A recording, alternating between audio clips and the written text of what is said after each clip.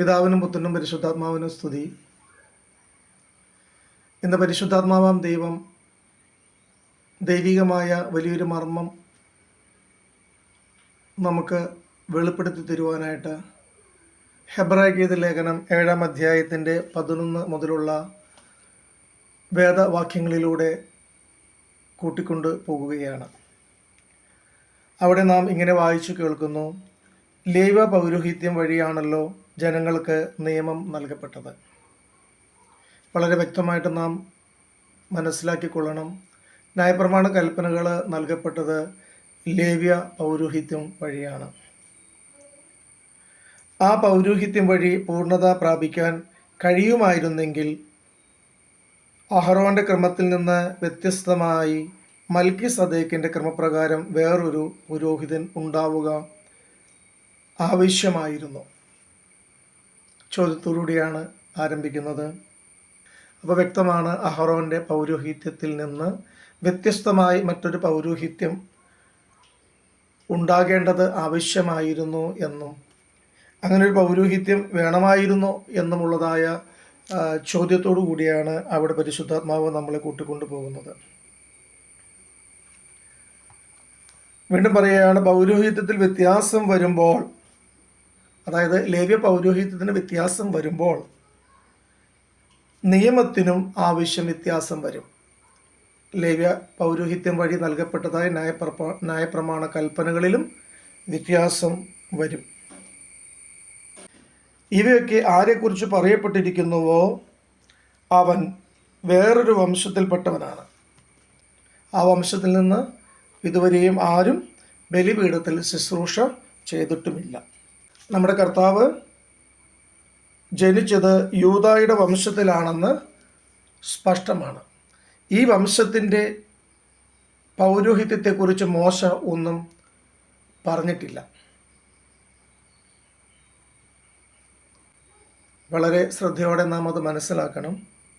കർത്താവായ യേശുക്രിസ്തുവിൻ്റെ വംശത്തിൽ അന്നുവരെയും ഒരു പുരോഹിതൻ ഉണ്ടായിട്ടില്ല. കർത്താവിനെ കുറിച്ച് പറയുകയാണ്, ഇവനോ ശാരീരിക ജനനക്രമം അനുസരിച്ചല്ല, പ്രത്യുത അക്ഷയമായ ജീവൻ്റെ ശക്തി നിമിത്തമാണ് പുരോഹിതനായത്. കർത്താവ് യേശുക്രിസ്തുവിനെ കുറിച്ച് പറയുന്നതാണ്. നമ്മുടെ കർത്താവ് ഏതൊരു വംശത്തെക്കുറിച്ച് മോശ ഒന്നും പറഞ്ഞിട്ടില്ലയോ ആ യഹൂദ ഗോത്രത്തിൽ നിന്ന് ഉദയം ചെയ്തു. ജഡീകമായ കൽപ്പനകളുടെ ന്യായപ്രമാണത്താൽ അല്ല, അഴിവില്ലാത്ത ജീവൻ്റെ ശക്തിയാൽ മറ്റൊരു പുരോഹിതൻ മൽക്കിസദേക്കിൻ്റെ സാദൃശ്യത്തിൽ ഉണ്ടാകുമെന്ന് പറഞ്ഞിരിക്കുന്നതിനാൽ ഇത് കൂടുതൽ വിശുദ്ധമായിരിക്കുന്നു. നീ മൽക്കിസദേക്കിൻ്റെ സാദൃശ്യപ്രകാരം എന്നേക്കും പുരോഹിതൻ എന്നാണല്ലോ സാക്ഷ്യം പറഞ്ഞിരിക്കുന്നത്. ഇവിടെ നാം മനസ്സിലാക്കണം, ആദ്യ കൽപ്പന അസാധുവാക്കപ്പെട്ടത് അതിൻ്റെ ബലഹീനതയും നിഷ്പ്രയോജനവും കൊണ്ടാണ്. അതായത് ആദ്യ കൽപ്പന എന്ന് പറയുന്നത് ഇസ്രായേൽ ഗോത്രത്തിന് ലേവ്യ പുരോഹിതന്മാർ വഴിയായി നൽകപ്പെട്ടതായ ന്യായപ്രമാണ കൽപ്പനകൾ അത് അസാധുവാക്കപ്പെട്ടു. അതിൻ്റെ ബലഹീനതയും നിഷ്പ്രയോജനത്വവും കൊണ്ടാണ്. വീണ്ടും പറയുകയാണ്, നിയമം ഒന്നിനെയും പൂർണ്ണതയിൽ എത്തിച്ചിട്ടില്ല. നാം അത് വ്യക്തമായിട്ട് പഠിക്കേണ്ട ഒരു വിഷയമാണ്. നിയമം, ന്യായപ്രമാണ കൽപ്പനകൾ ഒരിക്കലും ആരെയും പൂർണ്ണതയിൽ എത്തിച്ചിട്ടില്ല. അതിനേക്കാൾ ശ്രേഷ്ഠവും ദൈവത്തിലേക്ക് നമ്മെ അടുപ്പിക്കുന്നതുമായ പ്രത്യാശ അതിൻ്റെ സ്ഥാനത്ത് നിലവിൽ വന്നു. അതായത് ന്യായപ്രമാണ കൽപ്പനകൾക്ക് പകരമായി ആ സ്ഥാനത്ത് ഇതാ പ്രത്യാശ നിലവിൽ വരികയാണ്. അതുമൂലമാണ് ദൈവത്തോട് നാം സമീപിക്കുന്നത്. ആണയാൽ അതിനെ നമുക്ക് ഉറപ്പിച്ചു തരികയും ചെയ്തു. പിതാവാം ദൈവം തൻ്റെ ആണയാൽ, ഉടമ്പടിയാൽ അതിനെ ഉറപ്പിച്ചു തരികയും ചെയ്തു. ന്യായപ്രമാണ കൽപ്പനകളുടെ സ്ഥാനത്ത് പ്രത്യാശ നിലവിൽ വരികയും ആ പ്രത്യാശയെ ഉടമ്പടിയാൽ ഉറപ്പിക്കുകയും ചെയ്തു. ആദ്യ പുരോഹിതന്മാർ, ലേവ്യ പുരോഹിതന്മാർ ശബ്ദം കൂടാതെയാണ് തങ്ങളുടെ സ്ഥാനം സ്വീകരിച്ചിരുന്നത്. ഇവനാകട്ടെ കർത്താവ് ശപഥം ചെയ്തിട്ടുണ്ട്, അവൻ മനസ്സു മാറ്റുകയില്ല. നീ എന്നേക്കും പുരോഹിതനാണ് എന്ന് തന്നോട് പറഞ്ഞവൻ്റെ ശബ്ദത്തോടു കൂടിയാണ് പുരോഹിതനായത്. കർത്താവ് യേശുക്രിസ്തു തന്നോട് കൽപ്പിച്ച് പറഞ്ഞവൻ്റെ ഉടമ്പടി ശബ്ദത്തോടു കൂടിയാണ് പുരോഹിതനായത്.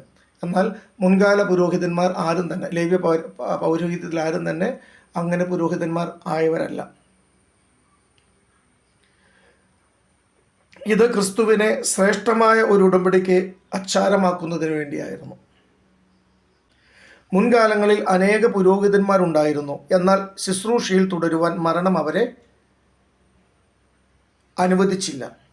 യേശുവാകട്ടെ എന്നേക്കും നിലനിൽക്കുന്നതുകൊണ്ട് അവൻ്റെ പൗരോഹിത്യം കൈമാറപ്പെടുന്നില്ല. യേശുവിൻ്റെ പൗരോഹിത്യം ഒരിക്കലും അസ്തമിച്ചു പോകുന്നില്ല. അതുകൊണ്ട് തന്നെ പറയുകയാണ്, തന്നിലൂടെ ദൈവത്തെ സമീപിക്കുന്നവരെ പൂർണ്ണമായി രക്ഷിക്കാൻ അവന് കഴിവുണ്ട്. എന്നേക്കും ജീവിക്കുന്നവനായ അവൻ അവർക്ക് വേണ്ടി മാധ്യസ്ഥം വഹിക്കുന്നു. നാം ഇവിടെ കണ്ടു, ന്യായപ്രമാണ കൽപ്പനയുടെ സ്ഥാനത്ത് പ്രത്യാശ നിലവിൽ വന്നു. ഈ പ്രത്യാശ എന്തിലുള്ള പ്രത്യാശയാണ്? കർത്താവായ യേശു ക്രിസ്തു വഴി വീണ്ടെടുക്കപ്പെട്ടു എന്നുള്ളതായ പ്രത്യാശ. കർത്താവായ യേശു ക്രിസ്തു വഴി പാപമോചനം പ്രാപിച്ചു എന്നുള്ളതായ പ്രത്യാശ. കർത്താവായ യേശു ക്രിസ്തു വഴി നിത്യജീവൻ്റെ അവകാശികളായി തീർന്നു എന്നുള്ളതായ പ്രത്യാശ. കർത്താവായ യേശു ക്രിസ്തു വഴി ദൈവത്തിൻ്റെ പുത്രന്മാരും പുത്രിമാരുമായി ദത്തെടുക്കപ്പെട്ടു എന്നുള്ളതായ പ്രത്യാശ. ആർക്കാണ് ഈ പ്രത്യാശ? നമുക്ക് യേശുക്രിസ്തുവിൽ വിശ്വസിക്കുന്ന എല്ലാവർക്കും ഈ പ്രത്യാശ യേശുക്രിസ്തു തന്നെയാണ്. യേശുക്രിസ്തു വഴി ലഭിക്കുന്നതായ അനുഗ്രഹങ്ങൾ. നിയമത്തിൻ്റെ സ്ഥാനത്ത് പ്രത്യാശ ഇതാ ഉദയം ചെയ്തിരിക്കുന്നു. ന്യായപ്രമാണ കൽപ്പനകൾക്ക് ഒന്നിനെയും പൂർണ്ണതയിലെത്തിക്കാൻ സാധിച്ചില്ല. എന്നാൽ ആ സ്ഥാനത്ത് പുതിയ നിയമ പൗരോഹിത്യത്തിലൂടെ കർത്താവായ യേശു ക്രിസ്തുവിലുള്ള പ്രത്യാശ നിലവിൽ വന്നപ്പോൾ ഇസ്രായേൽ ഗോത്രം മാത്രമല്ല രക്ഷ പ്രാപിച്ചത്. ഇസ്രായേൽ ഗോത്രത്തിന് പുറത്തുള്ള സകല ജനപദങ്ങളും യേശു ക്രിസ്തുവിലുള്ള പ്രത്യാശയിലൂടെ നീതീകരിക്കപ്പെടുകയാണ് ചെയ്തത്. ന്യായപ്രമാണ കൽപ്പന നൽകപ്പെട്ടത് ഇസ്രായേൽ ഗോത്രത്തിനാണെങ്കിൽ ആ കൽപ്പനകൾ പാലിക്കാതെ ഇരുന്നാൽ, ലംഘിച്ചാൽ ഉണ്ടാകുന്ന ശിക്ഷകളും ശാപങ്ങളും അത് ഇസ്രായേൽ ഗോത്രത്തിന് മാത്രമുള്ളതായിരുന്നു. എന്നാൽ ഇസ്രായേൽ ഗോത്രത്തിൽ അല്ലാത്ത, ദൈവത്തിൽ നിന്ന് അകന്നുപോയ, ദൈവം തിരഞ്ഞെടുക്കാത്ത ജനതകൾ, അവർ ആ അവസ്ഥയിൽ തന്നെ ദൈവത്താൽ അവഗണിക്കപ്പെട്ടവരായിരുന്നു, ദൈവമില്ലാത്തവരായിരുന്നു. അവരുടെ ജീവിതം പാപപങ്കിലവും ശിക്ഷണ നടപടികളോട് കൂടിയതും ആയിരുന്നു. അങ്ങനെ ദൈവമില്ലാത്തവർ, ഇരുട്ടിൽ കഴിഞ്ഞവർ, മരണത്തിൽ വിധിക്കപ്പെട്ടവർ യേശു ക്രിസ്തുവിലെ പ്രത്യാശയിലൂടെ നീതീകരണം പ്രാപിച്ച് ദൈവത്തിൻ്റെ സന്നിധിയിലേക്ക് എത്തിച്ചേരുമ്പോൾ നമുക്ക് ലഭിച്ച ഈ വലിയ കൃപ, നമുക്ക് ലഭിച്ചതായ ഈ വലിയ സ്ഥാനം, അത് ദൈവത്തിൻ്റെ കരുണ മാത്രമായിരുന്നു എന്ന് തിരിച്ചറിയണം നാം. അപ്പോൾ തന്നെ നമുക്ക് ലഭിച്ചതായ ഈ വലിയ ദാനത്തിൽ സന്തോഷിച്ച് ദൈവത്തെ മഹത്വപ്പെടുത്തുകയാണ് നാം ചെയ്യേണ്ടത്. അതിനു പകരം നമ്മിൽ പലരും ഇസ്രായേൽ ജനത്തിന് കൊടുത്ത ന്യായപ്രമാണ കൽപ്പനകളെ പിൻപറ്റിക്കൊണ്ട് അതിൽ പറയുന്ന ശാപങ്ങളും ശിക്ഷകളും എല്ലാം ഇന്നും ഞങ്ങളെ പിന്തുടരുന്നു എന്നുള്ളതായ ഒരു തെറ്റായ ചിന്താഗതിയിൽ ജീവിക്കുകയും ഭയപ്പെടുകയും നിരാശപ്പെടുകയും ചെയ്യുന്നതായി കാണുവാൻ സാധിക്കും. എൻ്റെ സഹോദരന്മാരെ, നാം ഒരിക്കലും ന്യായപ്രമാണ കൽപ്പനകൾക്ക് വിധേയരായി വിളിക്കപ്പെട്ടവരല്ല. പഴയ നിയമ ന്യായപ്രമാണ കൽപ്പനകൾ നൽകപ്പെട്ടത് ഇസ്രായേൽ ഗോത്രത്തിനാണ്. അതിൽ പറയുന്ന ശിക്ഷകളും ശാപങ്ങളും അവർക്ക് മാത്രമായിട്ടുള്ളതാണ്. എന്നാൽ നാം ഓൾറെഡി മുന്നമേ തന്നെ ദൈവത്താൽ അവഗണിക്കപ്പെട്ട് ശിക്ഷയിലും ശാപത്തിലും ആയിരുന്നു. അവിടെ നിന്നാണ് നമ്മളെ ദൈവം വിളിച്ച് വേർതിരിച്ച് തൻ്റെ പുത്രൻ വഴിയായിട്ട് നീതീകരിച്ച് വിശുദ്ധിയിലേക്കും നിത്യതയിലേക്കും അടുപ്പിച്ചിരിക്കുന്നത്. അതുകൊണ്ട് നാം സന്തോഷിക്കുകയാണ് വേണ്ടത്. ഇവിടെ ഒന്ന് മനസ്സിലാക്കണം, പഴയ നിയമത്തിലെ മോശ വഴി പിതാവാം ദൈവം കൽപ്പനകൾ കൊടുക്കുന്നു. അത് ഒരു മലയുടെ മുകളിൽ നിന്ന് വായിച്ചു കേൾപ്പിക്കുന്നതും പ്രസ്താവിക്കുന്നതൊക്കെയും നമ്മൾ പഴയ നിയമത്തിൽ കണ്ടിട്ടുണ്ട്. പുതിയ നിയമത്തിലേക്ക് കടന്നു വരുമ്പോൾ തൻ്റെ പുത്രനായ യേശു കർത്താവ് ദൈവം തന്നെയായിരിക്കുന്നവൻ ഇതാ നേരിട്ട് ഒരു മലയുടെ മുകളിൽ കയറി നിന്നുകൊണ്ട് ജനത്തെ പഠിപ്പിക്കുകയാണ്. പഴയ നിയമത്തിൽ മോശ വഴി ന്യായപ്രമാണ കൽപ്പനകൾ വായിച്ച് കേൾപ്പിച്ചതുപോലെ പുതിയ നിയമത്തിൽ കർത്താവായ സാക്ഷാൽ ദൈവമായിരിക്കുന്നവൻ തന്നെ ചെയ്യേണ്ടതും ചെയ്യരുതാത്തതുമായ കാര്യങ്ങളെക്കുറിച്ച് തൻ്റെ ഗിരിപ്രഭാഷണത്തിലൂടെ വ്യക്തമായി അരുളി ചെയ്തിരിക്കുന്നു. എൻ്റെ സഹോദരന്മാരെ, നാം പാലിക്കേണ്ടത് കർത്താവായ യേശു ക്രിസ്തുവിൻ്റെ ആ വചനങ്ങളാണ്, ആ കൽപ്പനകളാണ്. കർത്താവ് നേരിട്ട് നമ്മോട് സംസാരിച്ച വചനങ്ങൾ, നീ ഇന്നത് ചെയ്യണം, നീ ഇന്നത് ചെയ്യരുത്. ഗിരിപ്രഭാഷണത്തിലൂടെ കർത്താവ് നമ്മോട് സംസാരിച്ച വചനങ്ങളാണ് നമുക്ക് നൽകപ്പെട്ടിരിക്കുന്ന കൽപ്പനകൾ. പഴയ നിയമ ന്യായപ്രമാണ കൽപ്പനകൾക്ക് സാധിക്കാതെ പോയത് കർത്താവായ യേശു ക്രിസ്തു വഴി നമുക്ക് നേടിത്തരുമ്പോൾ യേശു ക്രിസ്തുവിലുള്ള നമ്മുടെ ജീവിതം എങ്ങനെയായിരിക്കണമെന്ന് നമ്മെ പഠിപ്പിക്കുന്നത് കർത്താവിൻ്റെ ഈ വചനങ്ങളാണ്, ആ കൽപ്പനകളാണ്. നമ്മൾ ആ കൽപ്പനകൾ, ആ വചനം പാലിച്ച് ജീവിക്കുക, ദൈവത്തെ മഹത്വപ്പെടുത്തുക, അതാണ് നമുക്ക് ഏറ്റവും പ്രധാനമായിട്ടുള്ള നമ്മുടെ ശുശ്രൂഷയും നമ്മുടെ കർത്തവ്യവും. അതിന് പകരമായി ന്യായപ്രമാണ കൽപ്പനകളിൽ പറഞ്ഞിരിക്കുന്ന പഴയ ലേവ്യ പാരമ്പര്യത്തിലുള്ള ന്യായപ്രമാണ കൽപ്പനകളിൽ പറഞ്ഞിരിക്കുന്ന ശിക്ഷകളും ശിക്ഷണ നടപടികളെയും ഭയപ്പെട്ടുകൊണ്ട് നിരാശരായി ജീവിക്കുവാനല്ല ദൈവം നമ്മളെ വിളിച്ച് വേർതിരിച്ചിരിക്കുന്നത്. തൻ്റെ പുത്രൻ വഴിയായി ലഭിച്ചതായ നീതീകരണവും അതുവഴിയായി ലഭിച്ചതായ പുത്രത്വവും അതുവഴിയായി നമുക്ക് ലഭിക്കുന്ന നിത്യജീവനും പ്രതീക്ഷിച്ചുകൊണ്ട്, അത് പ്രത്യാശിച്ചുകൊണ്ട്, ആ പഴയ നിയമ ന്യായപ്രമാണ കൽപ്പനയുടെ സ്ഥാനത്ത് ഈ പ്രത്യാശ മുറുകെ പിടിച്ചുകൊണ്ട് നമുക്ക് ജീവിക്കുവാൻ സാധിക്കണം. ഇവിടെ നാം വായിച്ചു കേട്ട ഭാവം ഇങ്ങനെയായിരുന്നു: ആദ്യ കൽപ്പനയ്ക്ക് അതിൻ്റെ ബലഹീനതയും നിഷ്പ്രയോജനത്വവും നിമിത്തം മാറ്റമുണ്ടായി. എന്നാൽ ന്യായപ്രമാണം ഒന്നിനെയും പൂർണ്ണമാക്കിയിട്ടില്ല. അതിന് പകരമായി അതിനേക്കാൾ ശ്രേഷ്ഠമായ പ്രത്യാശ, അതിനേക്കാൾ ശ്രേഷ്ഠമായ പ്രത്യാശ പ്രവേശിച്ചു. അത് കർത്താവായ യേശു ക്രിസ്തുവാണ്. അതിനുള്ള രക്ഷയാണ്, അതിനുള്ള നീതീകരണമാണ്. അതുമൂലമാണ് ദൈവത്തോട് നാം സമീപിക്കുന്നത്.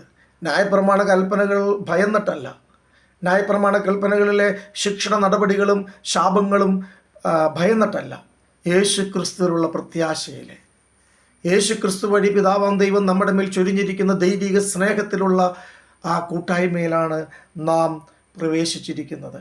ആ പ്രത്യാശ നമ്മെ ദൈവത്തോട് അടുപ്പിക്കുന്നു. അതൊരു ആണയാൽ ദൈവം നമുക്ക് ഉറപ്പിച്ചു തന്നു. കർത്താവ് യേശു ക്രിസ്തു വഴിയായി, തൻ്റെ പരിശുദ്ധമായ യാഗം വഴിയായി ഒരു ആണയാൽ അതിനെ ഉറപ്പിച്ചു തന്നു, ഉടമ്പടിയാൽ ഉറപ്പിച്ചു തന്നു. അതിൻ്റെ അച്ചാരമായി യേശു ക്രിസ്തു അതിൻ്റെ സാക്ഷ്യക്കാരനായി നിൽക്കുകയാണ്. ഇവിടെ പറയുകയാണ്, നീ മൽക്കിസദേക്കിൻ്റെ സാദൃശ്യത്തിൽ എന്നേക്കും പുരോഹിതനാകുന്നു. അവൻ ആണയിട്ടു, പിതാവ് ആണയിട്ടു, അത് വ്യാജ്യമാകുകയില്ല, അത് തെറ്റായിരിക്കുകയില്ല, തെറ്റിപ്പോവുകയില്ല. യേശു ജാമ്യമായി തീർന്നിരിക്കുന്ന ഈ ഉടമ്പടി, കർത്താവ് യേശു ക്രിസ്തു ജാമ്യമായി നിൽക്കുന്ന ഈ ഉടമ്പടി, മറ്റാരുമല്ല ജാമ്യക്കാരൻ, കർത്താവ് യേശു ക്രിസ്തുവാണ് ഈ ഉടമ്പടിയുടെ ജാമ്യക്കാരൻ. അതത്ര ശ്രേഷ്ഠമാണ്, അതത്ര ശ്രേഷ്ഠമായിട്ടുള്ളതാണെന്ന് നാം തിരിച്ചറിയണം. ഇവനാകട്ടെ, കർത്താവ് യേശു ക്രിസ്തു ആകട്ടെ, എന്നേക്കും നിലനിൽക്കുന്നവനാകൊണ്ട് തൻ്റെ പൗരോഹിത്യം ഒരിക്കലും നീങ്ങിപ്പോകുകയില്ല. താൻ മുഖാന്തരം ദൈവത്തിലേക്ക് അടുക്കുന്നവരെ എന്നേക്കും ജീവിപ്പിക്കുവാൻ തനിക്ക് കഴിവുണ്ട്. എന്തെന്നാൽ താൻ സദാ ജീവിച്ചിരിക്കുന്നത് കൊണ്ട് അവർക്ക് വേണ്ടി പ്രാർത്ഥനകൾ അർപ്പിക്കുന്നു. കർത്താവ് യേശു ക്രിസ്തുവിനെ കുറിച്ച് പറയുകയാണ്, അവൻ നിർമ്മലനും തിന്മയില്ലാത്തവനും കറയില്ലാത്തവനും പാപങ്ങളിൽ നിന്നൊഴിഞ്ഞവനും സ്വർഗത്തിനുമേൽ ഉയർത്തപ്പെട്ടവനുമാണ്. ഇങ്ങനെയുള്ളൊരു മഹാപുരോഹിതനെയല്ലയോ നമുക്ക് ആവശ്യം? ആരാണ് നമ്മുടെ പുരോഹിതൻ? കർത്താവായ യേശു ക്രിസ്തുവാണ്. അവൻ എന്നേക്കും ജീവിച്ചിരിക്കുന്നവനാണ്. അവൻ ഇപ്പോഴും ഈ നിമിഷവും പിതാവിൻ്റെ സന്നിധിയിൽ നമുക്ക് വേണ്ടി മാധ്യസ്ഥം വഹിച്ചുകൊണ്ടിരിക്കുന്ന, എന്നും ജീവനോടെ ഇരിക്കുന്ന മഹാപുരോഹിതനാണ്. അവനെക്കുറിച്ച് പറയുകയാണ്. എന്താണ് അവനെക്കുറിച്ച് പറഞ്ഞിരിക്കുന്നത്? നിർമ്മലനും തിന്മയില്ലാത്തവനും കറയില്ലാത്തവനും പാപങ്ങളിൽ നിന്ന് ഒഴിഞ്ഞവനും സ്വർഗത്തിന് മേൽ ഉയർന്നവനുമായി നമുക്ക് വേണ്ടി മാധ്യസ്ഥം വഹിക്കുന്ന നമ്മുടെ കർത്താവായ യേശു ക്രിസ്തു. ഈ പുരോഹിതനാണ് നമ്മുടെ മുമ്പിൽ നമുക്ക് വേണ്ടി വാദിക്കുന്നത്. മറ്റുള്ളവരെ പോലെ പലപ്പോഴായി പാപങ്ങൾക്ക് വേണ്ടി ബലി അർപ്പിച്ച് അവസാനിച്ചു പോയ ഒരു പുരോഹിതനല്ല. എന്നേക്കുമായി തന്നെ ബലിയായി അർപ്പിച്ചുകൊണ്ട് ഒരിക്കലായി തൻ്റെ ശുശ്രൂഷ പൂർത്തീകരിച്ചിരിക്കുന്നു. എന്തെന്നാൽ പഴയ ന്യായപ്രമാണ കൽപ്പന ബലഹീന മനുഷ്യരെയാണ് പുരോഹിതന്മാരാക്കിയിരുന്നത്. എന്നാൽ ന്യായപ്രമാണത്തിന് ശേഷം വന്നതായ ആണയുടെ വചനമോ പിതാവാം ദൈവത്തിൻ്റെ ഉടമ്പടിയുടെ വചനമോ എന്നേക്കും പൂർണ്ണനായ തൻ്റെ പുത്രനെ തന്നെ പുരോഹിതനായി നിയമിച്ചു തന്നിരിക്കുന്നു. എൻ്റെ സഹോദരന്മാരെ, നാം മനസ്സിലാക്കണം, നമുക്ക് ലഭിച്ചിരിക്കുന്നതായ വലിയ ഭാഗ്യം, അത് വലിയ പ്രത്യാശ, അത് കർത്താവായ യേശു ക്രിസ്തുവിൽ ഉള്ളതാണ്. കർത്താവായ യേശു ക്രിസ്തു എന്ന മഹാപുരോഹിതൻ എന്നേക്കും ജീവിക്കുന്നവൻ നമ്മുടെ ഒരു യോഗ്യതയും കണ്ടിട്ടല്ല നമ്മളെ രക്ഷിച്ചതും ചേർത്ത് പിടിച്ചിരിക്കുന്നതും. അതുകൊണ്ട് ദൈവത്തിൻ്റെ സ്നേഹവും ദൈവത്തിൻ്റെ കരുണയും തിരിച്ചറിഞ്ഞുകൊണ്ട് നമുക്ക് വേണ്ടി പ്രാർത്ഥിക്കുന്ന, നമുക്ക് വേണ്ടി വാദിക്കുന്ന, എന്നും ജീവിക്കുന്ന കർത്താവ് നമുക്ക് കൂടെയുണ്ടെന്ന് വിശ്വസിച്ചുകൊണ്ട് നാം ധൈര്യസമേതം മുന്നോട്ട് പോകണം. ഇസ്രായേൽ ഗോത്രത്തിന് നൽകപ്പെട്ട ന്യായപ്രമാണ കൽപ്പനകളുടെ ശാപങ്ങളും ശിക്ഷകളും ഭയന്നുകൊണ്ട് അല്ല നാം മുന്നോട്ട് പോകേണ്ടത്. കർത്താവായ യേശു ക്രിസ്തു ദൈവമായവൻ തന്നെ നമ്മോട് പറഞ്ഞിട്ടുള്ള കൽപ്പനകൾ, പുതിയ നിയമസഭയിൽ തൻ്റെ ഗിരിപ്രഭാഷണ സമയത്ത് നമ്മളോട് കൽപ്പിച്ചിട്ടുള്ള വചനങ്ങൾ, അതാണ് പഴയ ന്യായപ്രമാണ കൽപ്പനകളുടെ സ്ഥാനത്ത് ദൈവം നിശ്ചയിച്ച് വീണ്ടും ഉറപ്പിച്ചു തന്നിരിക്കുന്നത്. ആ വചനം പാലിച്ച് മറ്റുള്ളവരെ സ്നേഹിക്കുവാനും, ദൈവത്തിൻ്റെ വചനം പാലിക്കുന്നത് വഴിയായി ദൈവത്തെ സ്നേഹിക്കുവാനും, മറ്റുള്ളവരെ ദൈവത്തിലേക്ക് അടുപ്പിക്കുവാനും നമുക്കെല്ലാവർക്കും സാധിക്കട്ടെ എന്ന് പ്രാർത്ഥിച്ചുകൊണ്ട് ദൈവത്തിരുനാമം മാത്രം മഹത്വപ്പെടട്ടെ എന്ന് പ്രാർത്ഥിക്കുകയും നമ്മളെല്ലാവരും ദൈവം അനുഗ്രഹിക്കട്ടെ എന്ന് ആശംസിക്കുകയും ചെയ്യുന്നു. നിർത്തുന്നു. ദൈവം അനുഗ്രഹിക്കട്ടെ.